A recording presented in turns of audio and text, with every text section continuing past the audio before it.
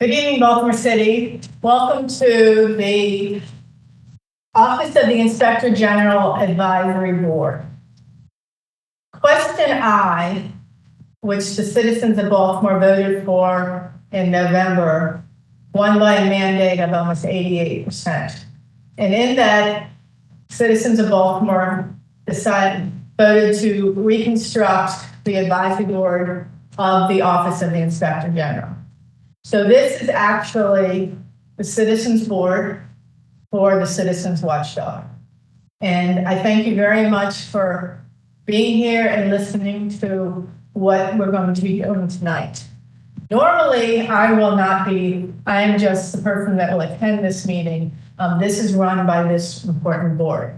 But tonight, since this is the introductory board, we are going to be having, by law, we have to have a training section, so we'll be doing that, as well as you will have the opportunity to meet your board. So without further ado, my name is Isabel Mercedes Cumming, and I am the Inspector General of Baltimore City. And I have been for the last over 5 years. It really is a tremendous honor, and it's a job that we have been able to be successful because of the people of Baltimore. You'll see as we get into some of the historical discussions that this office has grown because of the citizens of Baltimore. When I first started, we only had 70 hotline complaints. This year, it's only April, so our year end doesn't even end until June 30th. And we had 860 complaints that we received from the citizens of all types. So thank you for making us successful, and thank you for this opportunity to have a board, an advisory board of this important office. In this, I'm going to right now give you the opportunity to meet who is on this board. They are 7 citizens from the city of Baltimore who come from 7 different districts. Also, we have someone who is a certified public accountant and someone who is a certified fraud examiner, as well as we have the deans of the 2 magnificent law schools from Maryland, the University of Baltimore and the University of Maryland. So without further ado, I'm just going to go around the table and allow them to introduce themselves and just tell you which jurisdiction they are and if they would like a little bit about themselves. So our first board member is Ms. Gail Guilford. Good afternoon. My name is Gail Guilford. I'm in the 11th district. I live in Bolton Hill. I love Baltimore City. I've worked for Baltimore City government from 2008 until 2020. I started with Baltimore City after leaving corporate America with the Baltimore City Police Department, where I was the director of their information technology group. And afterwards, I became the Chief Information Security Officer, working with cybersecurity for all the Baltimore City government. And I'm honored to be here. Thank you. Good evening, everyone. My name is Nicole Bowman. I am coming from the Northwest District in the West Arlington area. I am born and raised Baltimore City. I have received my education here in the city, and I also am an auditor. I've been an auditor for over 25 years. I've worked at 2 Office of Inspector General offices within the federal government. I've also worked for the Controller's Office, doing a lot of financial audits there as well. My passion is to detect fraud, waste, and abuse. So when I learned about this board, due to question I on the ballot, I put my application in right away, and I'm very excited to be here for people. Well, good afternoon, everyone. My name is Ralph Pistonio. I'm a Baltimore City resident from 67, and I've been here for 62 years of my life. So I've been here a while. Currently, I'm a federal employee. I'm a senior public health analyst with a focus on program and fiscal compliance of grants issued by the federal government for HIV and AIDS services. Prior to taking that job in 2011, I was the director for Baltimore City's Ron Light program, a $25 million program for 15 years with the health department. I'm passionate about the numbers and compliance and evaluation process, so that's part of it.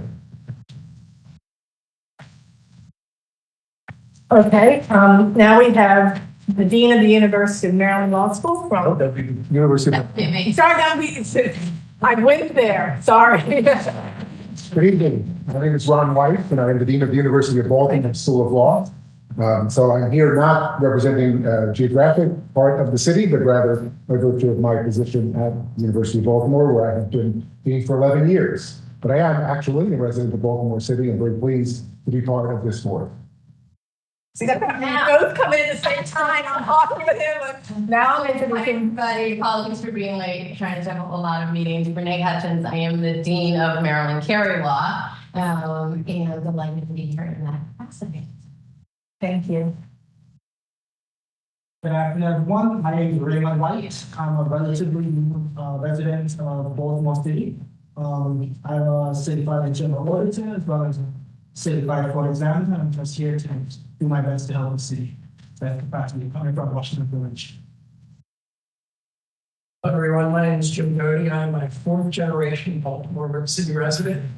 And I guess I'm a certified public accountant board. I'm currently retired. I'm also a licensed attorney in Maryland. Hello, everybody. I'm going to be here. My name is Lauren Martino. I am a civil rights attorney at Brown Goldstein and Levy, right downtown here in Baltimore. I practice primarily fair housing law and discrimination work and disability rights advocacy. And I'm fairly new to Baltimore. It's only been a couple of years by way of mostly New York for the past for 10 or 12 years, where I worked in city and state government in the higher education system as working with the students of the city, as well as working in as a director of an anti-poverty program at completion. I'm very passionate about accountability in government, and I'm glad to be a part of this shared passion with me. Thank you. Thank you. Hi, my name is Mike Down. I'm from the 3rd District. I live in Mayfield neighborhood. I was concerned that I was going to be the newest resident of 15 years. First grader. Luckily, no. So I've been here for 15 years. I'm raising, my wife and I are raising 3 kids who are here going to Baltimore City Public Schools. And I'm looking forward to being part of this board and making things improving for myself and my children. Outstanding. Hello. Apologize for my lateness. Gary Williams, coach basketball. I work at the Price Merrick Foundation as a program officer. I have over 15 years in the nonprofit sector, doing a lot of work managing federal grants, things like that. Been a lifelong resident of Baltimore City. Except for college, I left and came right back home. So I'm just super excited, for the opportunity to serve folks like you all and represent the community. Thank you. Also here I have my right hand, Kiana Bond. She is the executive assistant. And she asked me that she didn't want to talk, so I'm going to respect that. But I do have also 3 of my leadership team. First I'll introduce my deputy, who is Yvonne Brooks, and go ahead, Yvonne. Good evening, everyone. My name is Yvonne Brooks, and I'm the Deputy Inspector General for this office. My primary role here is administration and operations. We'll be talking to you a little bit later about the budget process, which is one of the roles and responsibilities that this board is tasked with. But it's a pleasure to meet you all. Next, I have 2 assistant inspector generals that run all the investigations of this office. Both of them were born in Baltimore, and both of them went to Baltimore schools. So, Richard? Good evening, everybody. My name is Richard Mitchell. Like I said, one of the 2 assistant inspector generals for investigations. I've been with the OIG for 3 years now. Prior to that, I was at 7 years with city schools as an investigator before coming out of the federal private sector. Happy everyone's here. I look forward to working with you. everyone. I'm the other Assistant Inspector General. My name is Matt Neal. I've been with the Inspector General's office since 2019. And I was born in Baltimore, still live here. I'm probably going to be lifelong. So. Thank you. Thank you all very much. And it truly is a great representation of the city, and I'm truly grateful that everybody is here. Now we're going to, by law, there is a purpose, a big purpose for this particular board. Just to go over it quickly, this is a citizen-based board. It is not an oversight board, it is an advisory board. Our oversight really occurs from we have a peer review. So there is a professional organization called the Association of Inspector Generals, and they are the ones that actually do make sure we're following our standards. Our standards are the Green Book. The Green Book is how, for instance, in auditing, because there were a few auditors here, they go by the Yellow Book. And we as investigators, because this is an investigative office, we go by the Green Book. So when our peer review comes out, we actually follow the Green Book, make sure we follow our standards, go over the particular cases, and I'm happy to report that that happened in November, and the office is the first peer review the office has ever had, even though we've been here since 2005, and we passed with flying colors. So I'm very proud of that. The next thing we deal with is transparency. Transparency is a core part of this office, and always I'm about transparency. So as transparency, I want to mention to this that I do happen to know 2 members of our board, not one of whom I worked with back in 1985, because we worked for a big 8 accounting firm together, and we worked that 1 year together and then went in separate directions, and that's Jim Godey, who's the CPA. I then went into the law world. He stayed in accounting, and he's retired, and I'm still here. And then I'll also mention, because I'm also about transparency, that the Office of the Inspector General does have interns that we have in the summer, and one of the high school interns that did apply was Jim Godey's daughter. So, and she was one of the ones selected. We also have a college intern, not related to anybody here. The other person is Gail, who when I started, she was the head of IT, and she's retired, but I will mention, because she did not, she was the recipient of the highest award you can give in Baltimore City, called the Linsky Award, which is about integrity and given to the true public servants of the city, and she's actually one of them. So I was very pleased when she was brought forth as a name. So the rest of them, I don't know them either. So, except for, of course, my dean of my law school. So, but other than that, so that is transparency, which is an important part of what we do. Integrity is also an important part. Accountability. And one of the important things that, and why question I became so important, is elimination of potential perceived conflicts of interest. So that is the importance of this board. And that is why question I occurred. Now, this board actually has 3 very important roles. And the first one is their job is to, when I am no longer the Inspector General, this board is the one that will be picking the next Inspector General. And it's a very important position, and it's a very important part of their job, in that you want somebody picking the Inspector General who is unbiased, looking for the best for Baltimore. Having a board like this is the best type of, and it's actually the gold standard and what is requested among Inspector General offices throughout. The next important part of it is they review my performance. So they will do once a year, they do an annual review of how the Inspector General is doing. And the last thing we do, which is important, is, and that's what Yvonne will be talking to everybody about, is approving and reviewing the budget of the Office of the Inspector General.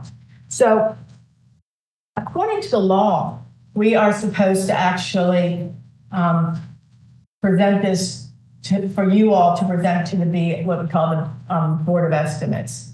But unfortunately, this board did not get formed in a timely, I mean, we did, but unfortunately, we should have been presenting to you that in October.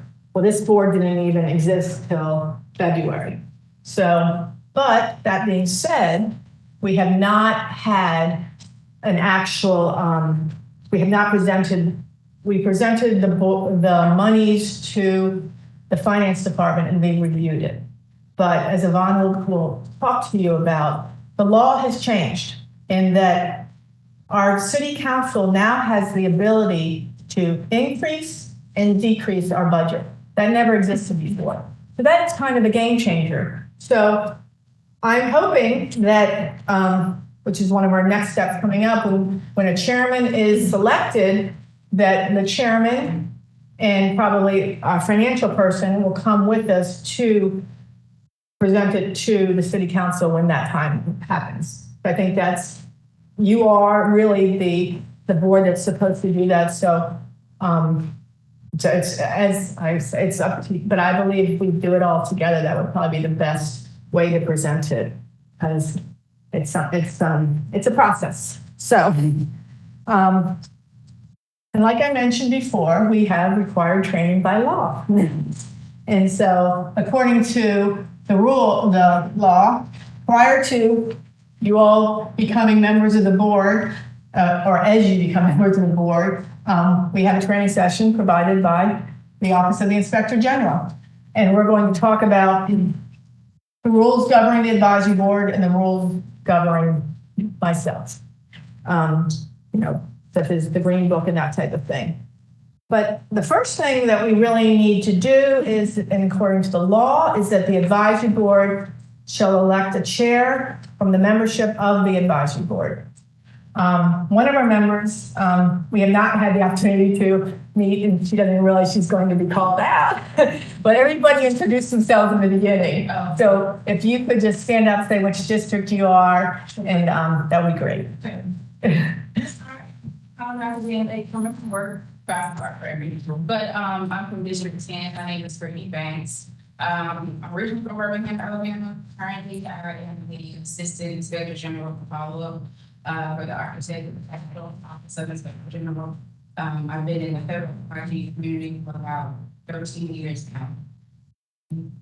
Thank you.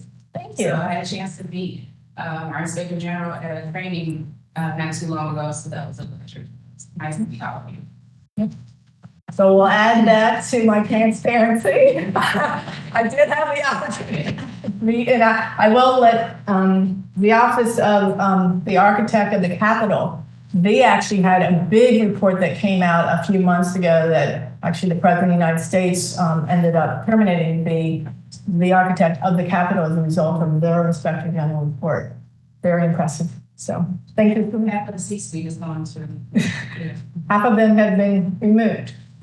But you know, I can tell you the 5 years that we've been here, we've had 3 different mayors, 5 different police commissioners, 3 different council presidents, and 2 controllers. So yeah, but I have I think that's what just that time goes on, and we all have to move forward in the best positive way possible. So back to the chairman. So we actually sent out an email to all members of this board, and we had one member put in a letter of interest, and that was Gail Guilford. I think in order to make this happen, we would have to have someone perhaps move that if nobody else is interested, that we would move for her to become the chairman. But I can't do any of this. Okay, great. All those in favor of Gail Guilford becoming the chairman of the Office of the Inspector General Advisory Board. Any opposed? Congratulations, you're going to be unanimously the chairman of the Office of the Advisory Board of the Inspector General. Thank you. Okay, and hopefully that you will want to come with me to the, okay, great. All right, I'm going to give you a little bit, this is the training part, and everybody who doesn't know much about the Office of the Inspector General, this is a little bit about the history.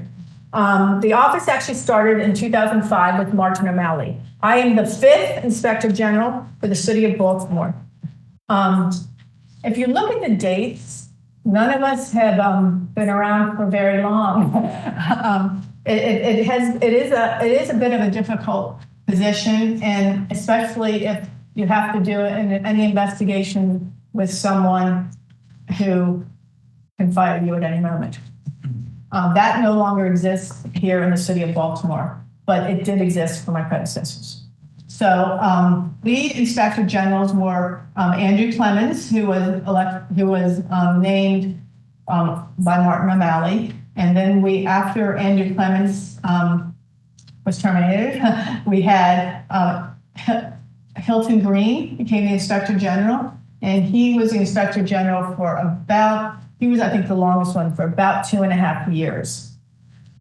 And then next became appointed David McClintock. Now, David McClintock realized how difficult it was to not have an independent inspector general. So he had done a very good job, and he had discovered a multi-million-dollar fraud scheme the FBI picked up. But he left. He left after 18 months because the office was not independent, and he didn't believe it was going to change. So he went on to go to Jefferson Parish in New Orleans, and he stayed there for 2 terms. So next we had Robert Pierre became the Inspector General, and he was the Inspector General for about 2.5 years. And then he was removed from office, and the position sat vacant. It sat vacant for about 18 months. And then on January of 2018, I was appointed as the Inspector General. In November of 2018, the Office of the Inspector General became independent, and it became independent by the citizen voting for that. And then the office, really we tried to get out and let people know what we were doing. In 2020, ethics was added to the office. So we also have the ethics department under us. And they have an ethics board, but the ethics director of the city of Baltimore technically is myself. I have always designated the position to another because it would be very hard to do this. And on some cases, I have actually completely recused myself. So then in July of 2021, which was almost 3 years after, the original advisory board met for the first time. The conflicts were presented quickly to the board, and in the end, the city council, through Councilwoman Odette Ramos, put in legislation that the advisory board would be what it came today. And that was question I, and like I said, it was voted overwhelmingly. I think we had the most votes of anything by the citizens of Baltimore. Okay. So again, this is where how important independence is to the office. All right, next. So first we won by 83%, and then we won by 88%. So next. Okay, we are Article 10 of the Baltimore City Charter. We are an independent office. Now, originally, as you can see in the law, which was changed, the advisory board was made up of the mayor, the council president, the comptroller, mayor, council president, comptroller, the solicitor, and a council person, all of whom work for Baltimore City. And also, we did have, these are the two deans of the law school, and that made up the entire board. And as a result, the legislature here in Baltimore City, the city council, they changed that so that it was now made up of people from 7 different districts. All 14 districts apply, and in reality, we had over 50 people apply to sit in these chairs, of which it ended up that these 7 were selected, and then the same thing with the CPA and the certified fraud examiner. We had them applications, and we had more of them apply, and we were the 2 selected. But everybody is selected by the chairman of the Board of Ethics. So the names come through, the council people submit their names, and then it's randomly selected by the chairman of the ethics. Exactly the way the law says, which is, I believe, 1 and 2 get put together, he picks. 3 and 4 get put together, he picks. And that's the way it all happened. So, and then these are the different rules about the Office of the Inspector General. I have a 6-year term. My term ends in December of 2024. You can either continue my term, or the Inspector General could decide not to. So I can be removed from office by an affirmative vote of this group. It has to be at least, is that correct, on 4 members? 4 members? I'm sorry, that was from the old thing, it's 6. It's 6 members. So 6 of you have to agree that I'm out. And the only reason, that the Inspector General can be removed from office, there's only three things: misconduct in office, persistent failure to perform their duties. Anybody knows how many reports we do? And finally, conduct prejudicial to the proper administration of justice. So those are the ways to remove the Inspector General. So the jurisdiction of the Office of the Inspector General, my jurisdiction is, our office is city elected officials, city employees, members of boards and commissions established by the mayor or governed by the city charter, or executive order of the mayor, city contractors, persons negotiating contracts within the city, persons seeking certification, and external recipients of city funds. So needless to say, the Office of the Inspector General has a tremendous jurisdiction. Since what we're doing is examining, looking for financial waste, financial fraud, financial abuse, the easiest way to say what we do is we follow the money. And when people let us know that our money, citizens' money, is not going the right direction, that's the way we do usually our investigations. Yes. That's a good question. The question was, does that include the police department? We actually have, because the police department up until very recently was a state entity, but we've always had a memorandum of understanding with the city police, and anytime it's a conflict of interest for the city police to investigate their selves, that's when they call us out and we'll do the investigation. So usually when we're dealing with the higher ups, we do the investigation. So, and now that the law has actually changed, we may have to revisit that, because now I do believe that the police department is now, is it effective? I don't know the answer, but it's something that it's been moved into the city. But I'm not sure when that was effective or if it's coming up. But so, good question though. One of our biggest powers, which is in the city charter, is that we do have subpoena power. This is just a comic strip. Here you have like Superman and Captain America, and then you have this little nerd. That's me. But we do have subpoena power, so that helps us when people are not cooperative to be able to get the information we need to do our job. Okay, this is our mission, and it is very important to everybody here, so I'm just going to read it, especially for the people back home. It's to promote accountability, efficiency, and integrity in city government. OIG's goal is to provide trust in city government to the citizens of Baltimore by improving city efficiency through the elimination of identified waste, fraud, and abuse. And our code, which is what we promise to the citizens of Baltimore, is our duty is to pursue the truth with an objective mind, without prejudice, and regardless of politics. So that is the mission and the code that this office tries to maintain at all times. What we've investigated, well, administrative investigations, nonprofits, whistleblowers, contract investigations, DBE investigations, which is minority business investigation, to make sure that people are qualified, to make sure that people aren't using that status when they're not really entitled to it, or they're doing what's called pass-throughs, and also criminal investigations. So those are all the different things that this office investigates.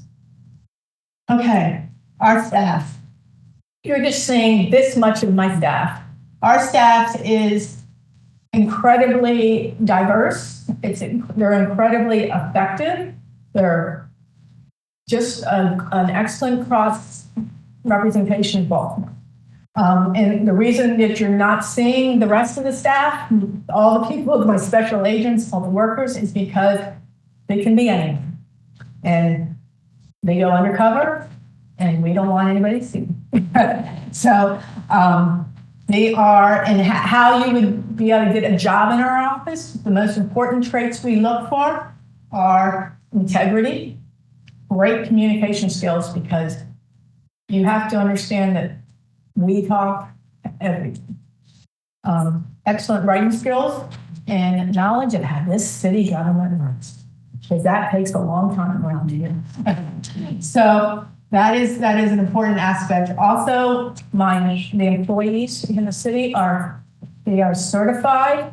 One of the things that we try to make sure to do is to become certified Inspector General investigators, and they also become certified fraud examiners. And those are pretty difficult things to do. It takes a long time, but that's an important part of what we do. This is actually our org chart. We have 18 employees here in the city. As you can see over here, these are all the investigators. That is the bulk of what we do. We do not have an audit group. That is because the city of Baltimore has a comptroller. And the comptroller has almost 40 people in his audit team. And back when this whole office was established, anything to deal with audit was stricken out because it already exists in the comptroller's office. That said, we do evaluations, we do investigations, and our job is really to get in, to find a situation, and to get out, and to give the city the information they need to make it better. So, way over here is my deputy, Yvonne Brooks, and it doesn't show it on here, but one of the important things she runs and handles is all the whistleblower complaints. We do have whistleblowers were brought over here to Baltimore City, Baltimore OIG in 2020, and it is an important part of what she does. Those investigations have to be done a little bit differently. However, she uses the same investigators to do those type of cases. We also have one of my most important people is Brian Barsh, who is my head of IT. He helps every single one of us, and I can't tell you enough how important having a good person in IT is with this type of office, with the type of information that is constantly going through here. Next, we have Christopher Amberger, who runs our ethics department. He is my designated ethics director. We also have Mara Ford, who is our ethics officer, and that is our one open position right now. We're trying to get a special assistant in that position. Cannot tell you how busy this group is, and when we go further on, I will show you how busy they are. And I know that everybody in this group had to fill out financial disclosures. They are not easy and they're kind of awkward to fill out. And she is constantly, we will get over 1,500 calls about that when it's time to do it. And we're going to talk about that because that is one of the things that we're trying to bring up for our second year in our budget about how that system needs to be more transparent and more accountable to the citizens of Baltimore. Okay, so then this group, here we have Richard and Matt, who run the whole investigation group. And those are all the special agents. And we have one particular person who is designated as our hotline and that is their full-time job, just to handle the hotline. And from a hotline, it can go into a preliminary investigation. From a preliminary investigation, it can go into a referral or an investigation or a management alert. So it is a fast-working team and a pretty well-oiled machine at this point. To give you an idea, 5 years ago, we had 5 people in the office. So we are grateful. I'm very grateful for the people that have helped make this office become what it is and for the monies that have helped.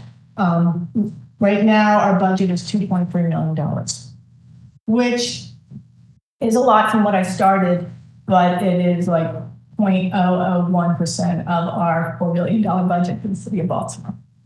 And we are the accountability for the city. So, boom, yes. 2 teams of investigators have different areas of responsibility? Not really. They're broken down. We do have a lead agent just because there's so many people. One person, it's just too hard to oversee. So this is just the way it's been broken down. So Matt has 5 people under him. Mitch has 4, but Mitch also has the hotline. And the hotline is an entity in itself. And so, this is our lead investigator, and he helps with a lot of the interviews. But with as much as we have coming in, these are just constantly, everybody carries a load of about 3 to 4 cases.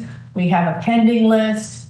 We as the team are constantly, we meet once a week to go over the cases, to see how many hotlines have come in, to see what gets pulled off the pending list. Every single week, we are reevaluating, seeing which reports are going to come out and when they're going to come out. Because by the time the citizens see a report, it has already been sent to the person, the group that it affected. We have gotten the responses, and then we issue a public synopsis. So that process in itself can take 5 weeks.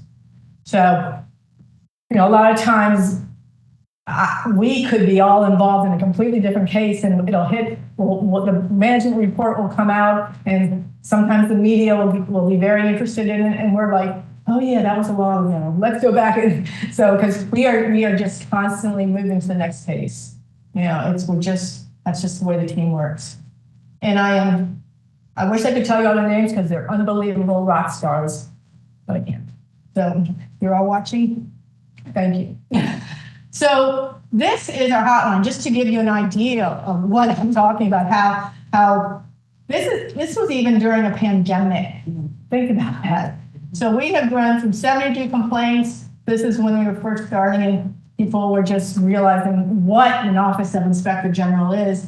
And then it's been 750, 750, 730, and right now we're at 860. So I believe we'll be at 900 by June 30th. So this is the hotline, which is how we get our complaints. There is no star chamber in the Office of the Inspector General. We literally get the complaints, the cases we pick from the hotline that come in. So we have to do a preliminary investigation to determine if it's something within our jurisdiction. If it's not, we do get back to every person that leaves us a name or number. Some people choose to be anonymous, and if you do, we can't get back to you. But that's the way the office has been set up. So, yes. I was going to ask what was the ratio of complaints to things that come forward from investigation. So, the next one, yep. It's a good question. In no way are we doing 860. That's impossible. But a lot of times, especially during the pandemic, and people did not know where to call. And this office has always answered the phone, gotten back to the people. And so we have become a lot of times the clearinghouse of where to tell people to go. And we really try to not only tell them where to go, even if it's a federal case, if someone's calling us about their Social Security, we tell them who to call. Because nothing is worse than saying it's not our responsibility. You know, we all have to help each other. So that's one of the missions of the office as well. This, I thought someone would want to know what the numbers look like for this year, for right now. We have 860 hotline complaints. We have done 7 reports of investigation. We've done 7 management alerts.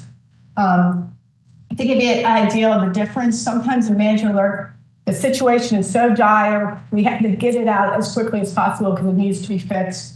So we've had both of those. Then we have our referrals.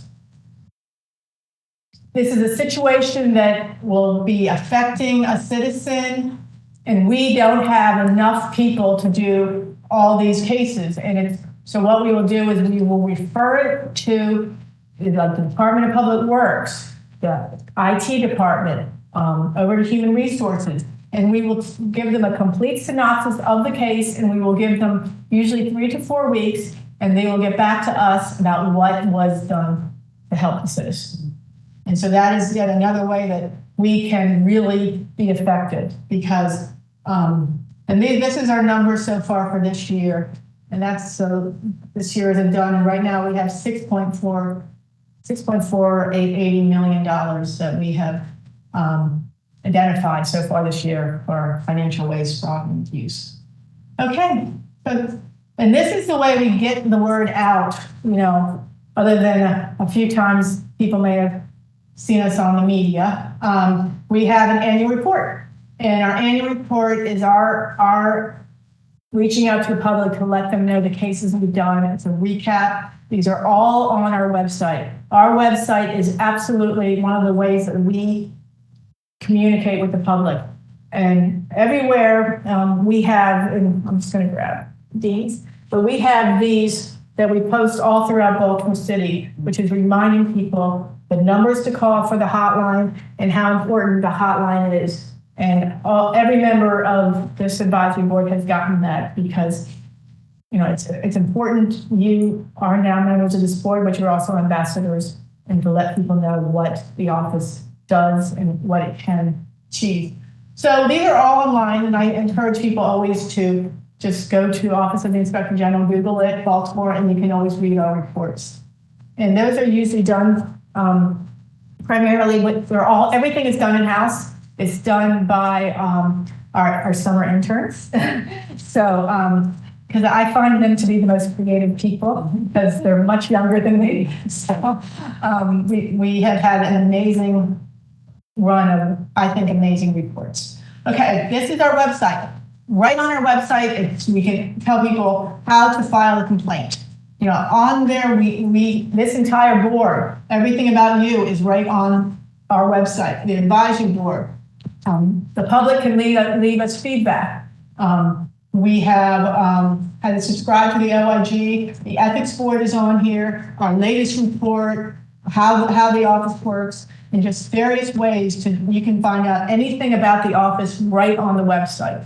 So I urge everybody to, you know, it's oig.baltimorecity.gov. So it's very, very easy. Let's see. We also have public policies and procedures. The Green Book, our standards are right online. Our peer review results are right online. Our strategic plan, also right online. So we've really worked hard to make the complaint form electronic. Everything has moved. Okay, next, this is our ethics group. Hopefully in a future board meeting, we'll have the opportunity for them to present to you. But I really wanted to move this along. So as you can see, they had 1,500 phone calls. This is August last year. Requests for guidance. They actually had, in addition to publishing 5 advisory opinions, they had 11 VIF solicitation waivers discussed, and they actually 6 letters of guidance, and 1 secondary employment waiver. So this group is incredibly busy now, incredibly busy. Everybody is reaching out to make sure that, can we go to an Orioles game? Can we accept this gift? It's so important. And this group meets with people and goes over that type of thing. So kudos to my ethics group. At this point, I am going to turn it over to my deputy, and she's going to talk to you about the money about how this office can move forward. Before I leave, are there any questions of me? Okay. Yes. You said 75 referrals and those were to other agencies, but separately there would occasionally be referrals to law enforcement. Oh, yeah. So is there a number on that? How often does that happen? Well, not in there is how many active investigations we have right now. And sometimes we are working actively with other partners on cases. So we work with other partners in law enforcement, and those are included really in our active cases. And to give you, like I said, we have 8 special agents, each one's carrying 3 to 5. Actually, Mitch, how many open cases do we have right now? 32. 32. So there's 32 open investigations going on in the office. And many of those have partners. Yeah. That's a good point. I mean, that's something that we could say how many of the cases that we finished actually we did with partners. Okay. Okay. Yvonne, you just dropped all our papers. That's chill. You're gonna have to excuse me, the phone is so out of bed. Well, yes. Good evening again, everyone. Yvonne Ross. And I wanted to talk a little bit about your responsibility when it comes to our budget process. So here in the city, they start the budget process on a very strict timeline. We usually start in November of every year. So if you go to the next slide, Hannah. And I kind of want to give you the breakdown of that process. You're on the spot, it's real quick.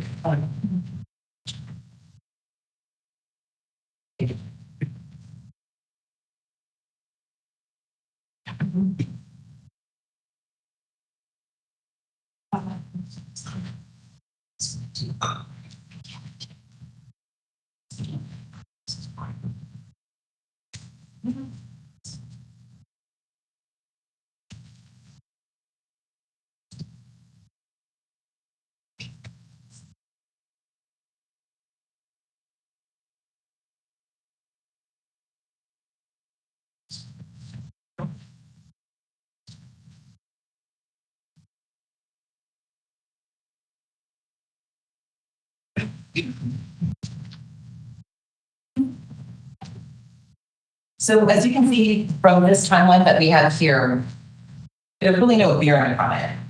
The Bureau of Budget Management and Research starts giving us information in November.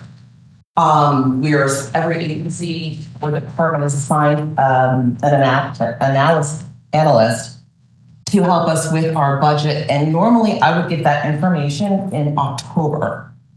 So as you can see, even in December, we have to submit final proposals by the end of December. And given this timeline and given the role that you play in our budget process, I believe that we're going to have to provide that kind of proposal to you either in November or even October. Now that the budget, BBMR, and financials have moved to Workday, which is a software process that we're using now, it's becoming a little bit easier to see the numbers sooner. Before, we didn't have access until the analyst would provide that information to us. So as you can see, between January and March, the Department of Finance evaluates all the proposals, any enhancement requests that we request, and then they send that to the BOE. Here we are in April, and this is where we are. The BOE will hold a hearing on the budget, and that's actually happening next week. They'll have a taxpayers night as well, I believe on the same night, and that's on the 26th. Once the majority of the BOE approves the budget, they'll send it to the city council, and they will hold hearings where each department head or agency head has to appear to talk about their budget, defend their budget, or ask for increases at that time. And then it will go to the mayor. What I should make it out of your way. So this is basically what we get from EDMR, from my analyst. And I kind of color coded these columns because what they will show me is what we adopted for the prior FY. And what the information they give me is the next FY. So for instance, FY 24, the CLS, which is continuing level of service. So they'll crunch the numbers with whatever program that they have to tell me what continuing level of service that would be. And I think that accounts for any inflation or any union type of increases for COLA. We will do our proposal and submit that. So for FY24, we did not change anything in our primary budget. We went with the continuing levels of service because we knew that we were going to ask for an enhancement on behalf of the ethics board. So we submit our proposal, and the way we do that here is a little bit different. Before, you could write a lovely budget proposal and have it in a document, but we use a program called Scorecard here. And once I go into that program, there's a series of questions that are asked that I have to answer in a narrative form. And I can provide you what that looks like. So when I go to export that document, it doesn't come out as what a normal proposal would look like. It will have the questions, it will have the answers I provided, but in a form where it's kind of blocky, but that's the proposal process here in the city. So between, like I said, January and March, finance will come up with a recommendation. I will say right here, this number here is just kind of odd, and not to ignore it right now because we're still asking questions on what this is, what this turnover savings is, as to why maybe our budget was reduced by that amount. So we're waiting for an answer. We're not too worried, but as you can see, anything that's highlighted in yellow, does it look yellow on your screen? Yes. Okay. Those are the items that we actually have a little bit of control over. Those are the objects that we would get an invoice for and approve that and actually have control over spending that money. So as you can see with this budget, most of it is salaries.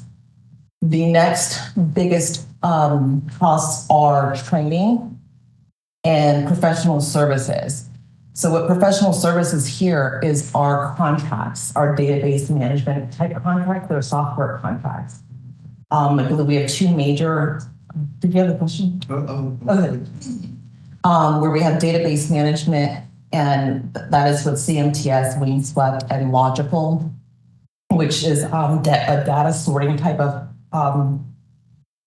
I wish Brian were here. He can say it so much better than me, but it's really, really effective. It makes our job a little bit easier going through so much data at one time. And any subscriptions that we might need, whether it's Adobe Acrobat DC or Canva, because we do all of our marketing in-house. So me and Tiana will do the marketing instead of sending that out. We thought it was more cost-effective to pay, the $12.95 a month rather than hiring somebody to do the graphic artist type work. So we're learning as we go along. And then our training budget, I believe, what is it here? It's around 30, yes. So I've added, so what I normally do, I'll assess the budget every year. And if I notice that we're not spending, what's supposed to be spent in a certain subject area, then I'll move the money around because sometimes we'll get short on training. We offer these 2 certifications to our employees, but we usually have to be here a year before you're eligible or qualified to do the training. And it kind of helps us out because if you don't have a lot of experience, you can't qualify for at least one of the certifications. We do that year and I kind of buffer it so that way I can, send half the office one year and then half the following year and we get more money in. But those are the areas that we have some control over, and we kind of move money around from year to year unless we are asking for a position. So we can see the line items that you historically use. Yes. The left side of the column. My first question is, are there specific cost categories that the OIG's office is limited to or restricted by? Just for us to have any change in? No, the funding has to be allocated under or to. Those are the categories you receive from the budget. We do, right? Well, that's not, those are your line items, just routine line items. Your cost categories will be up top. Dollar. It's not the format, but that's is there specific areas that you have to spend money in? Investigation, Stafford, I think I understand what you're saying, but this is exactly how we get it, as far as what the salaries are, and they just label it by these sub-objects. The only thing I can also do is probably change or eliminate some of these sub-objects if they're not being used, but this is all that we get every year. And you just made the comment about at the end of the year, once a year, you look at it and see if anything will be unspent, or from a budgetary standpoint, from a review standpoint, I get really concerned when there's not established periodic review of your spending habits, like quarterly, so that you can make those. So I do that on my own. Okay. So like in-house, I do it on my own, so I work with Tiana. So now that everything's moved to Workday, because I was completely relying on DBNR to provide this information. So I say, where are we this quarter? And they'll do those numbers and send them to me at a later date. So there's no real time, way for me to see it. I think there will be now that we're on Workday, because now I can go in there and say, okay, now I can see what I spent last quarter and make those adjustments.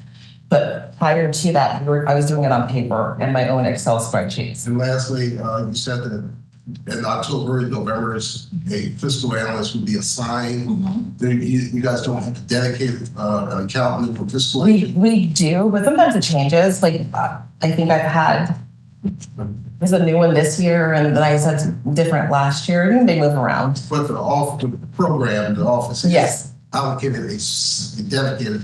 Yes. To manage. Absolutely, yes. And so then we have questions about what's going on with the budget. So when she had asked about the final recommendation, that's when we reviewed this and we said, what is this turnover savings? Because I thought if we had any savings from positions that were not filled in this fiscal year, that savings would just be a savings, right? And so anything that we spent over, that would balance itself out and not come over to this our FY24. So I'm just having some questions about that. Last one. Is the OIG office, like the other city agencies, required to do an audit themselves for that department? No. You see, so there's no audit of that $2.1 million. What happens is the comptroller's office actually does certain audits in certain departments. And we have not been selected because, for instance, most of the departments are more like 300 or 400 million, EPW. Right. And it's not like we actually get it. We actually, everything has to go to the Department of Finance. So Avant does not have, the only thing that we actually get are credit cards, which are very monitored also by the Department of Finance. So we don't have discretionary amount of at all.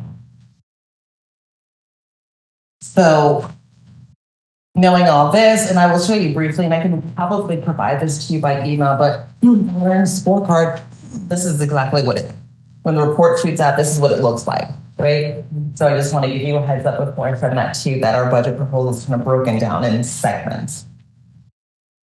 So again, we went with continuing level of service because, again, we were going to ask for, or we did ask for an enhancement for ethics. Next slide. So for this FY24, and we also asked in FY23, and this was based on information we were getting from our ethics folks. There was 2 people in that group, and they did some research about what it would take to upgrade the platform for financial disclosure reporting on an online system, and having that system where anyone can go in, the public can go in and be able to pull that information. Unfortunately, I think in 2020, it went down during COVID. So we've having to drop off hard copies, and our employees in here going through hard copies of financial disclosures. 3,000. Right. So this estimate, we had contacted 3 vendors and came up with kind of like this mid-range estimate of what it would cost to set up and develop this type of platform and what ongoing maintenance would look like for about 5 years. What we can tell you is that when we put in this enhancement request, when you go into scorecard, you do your budget proposal on one area, one section, don't say budget proposal. And then there's a separate area for enhancement requests. So that's what I have to do. It's same kind of blue segmented thing. It's 2 different type of reports that I can export. And then when I go into the enhancement, I have to justify why we need it. And in this case, we needed it because this platform was outdated, fragile, inflexible. It had very limited capacity for updates. So what Ethics started doing was working with the Baltimore City IT to come up with a stopgap. Some fix it until they could get to the next stage. Deployed that in 2021. Is it better than manual filing? Absolutely. But is it where it should be? No. There's no tracking mechanism. I believe there's some issues right now with system errors when it comes to electronic lobbying and adding that site and being unable to register. And what happens, it'll fall apart, it'll break, we'll just put a Band-Aid on it. And so that's why we were asking, we did not ask for any increases in our primary budget because we knew that Ethics really needs this for the employees that must file. So go ahead. Back to your previous slide. So I heard you briefly about the need for that enhancement. I'm just curious, look, how much money do you guys, in the last 5 years, in the previous 5 years, what was your rate of increase in terms of your award? Right now you got 2.3. And if you look at the last 5, every year for the last 5 years, how much increase were you getting? Because now you're looking to add 5% more to your budget. And is it realistic to say if you had gotten the one-time expenditure? No, I'm talking about the ongoing. The ongoing. The ongoing costs $50,000 a year. That's going to be about 5%. Oh.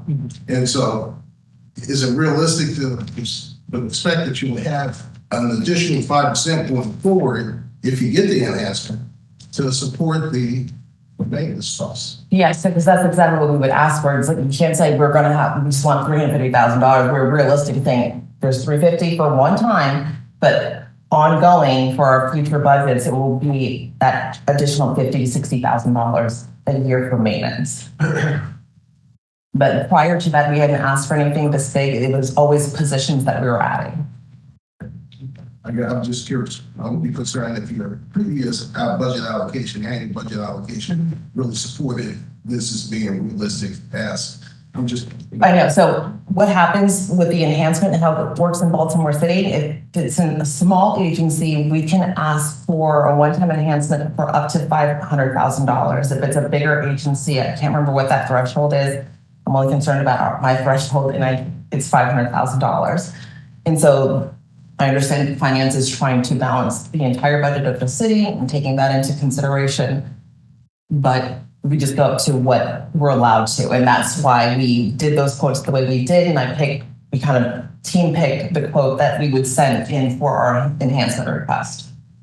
Last question. Sure, yes, of course. And then ask, are there other funds supporting the office beyond those funds? No, I have tried very hard to look for federal grants, but we just don't fall into a category that's law enforcement, prosecutorial. We're just an administrative OIG because I haven't looked. I do try really hard to look for money without having to burden the city funding. All this furniture was free from the federal government. That's what I did, right? So I go in and look and I said, okay, what do they got and how do we edit? And we were able to do that work with the city. It's like, hey, the federal government's giving all this furniture away. Let's go get it. So we do try in where we have some control.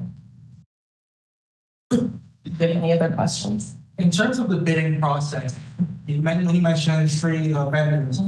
Can you broaden that? So in the Being that it's a digital platform, you can have vendors from anywhere in the US. So we were trying to get something together. So when we prepared it for the FY23 budget, when I had gone around asking, what do you guys need? They put this together. So I left it to the ethics board and our Brian Barge, who's our IT guy, to look for those things. In Baltimore City, professional services contract can be initiated with the agency and not the Bureau of Procurement, right? So we're allowed to initiate those types of contracts. But you are correct.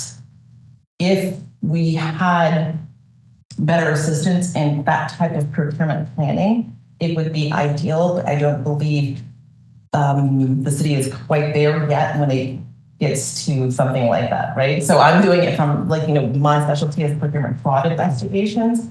I know how to break apart a procurement type system, going there to try to build one up and having that on me to procurement plan in a way where that I wasn't trained for. I mean, I do learn and I do study it so that it can be better each year.